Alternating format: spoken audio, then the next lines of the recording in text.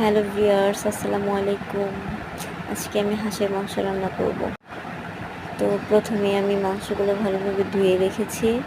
এখন ছোট্ট একটা বাটিতে সব ধরনের মশলা, যেমন হলুদ গুঁড়ো, লবণ, মরিচের গুঁড়ো, জিরা, আদা বাটা, রসুন বাটা, একটু পেঁয়াজ বাটা, গরম মশলা, তেজপাতা সব একত্র করে দিয়ে একটু পানি দিয়ে গুলিয়ে রাখলাম। তারপর চুলায় একটা কড়াই বসিয়ে দিয়ে কিছু পরিমাণে তেল দিয়ে দিলাম। তেলটা গরম হলে পেঁয়াজগুলো ব্রাউন করে ভেজে নিচ্ছি। পেঁয়াজ ভাজার পর আমার বাটিতে গুলিয়ে রাখা মশলাগুলো এখানে দিয়ে ভালোভাবে কষিয়ে নিব।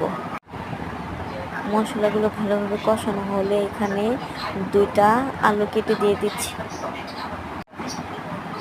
আলুগুলো একটু কষানোর পর আমি হাঁসের মাংসটা এখানে দিয়ে ভালোভাবে কষিয়ে নেব। 15 থেকে 20 মিনিট ভালোভাবে কষিয়ে নিয়েছি হাঁসের মাংস। এখন এখানে পরিমাণ মতো পানি দিয়ে কিছুক্ষণ রান্না করে নেব। এখন আমার হাঁসের মাংসটা পুরোপুরি রান্না করা হয়ে গেছে।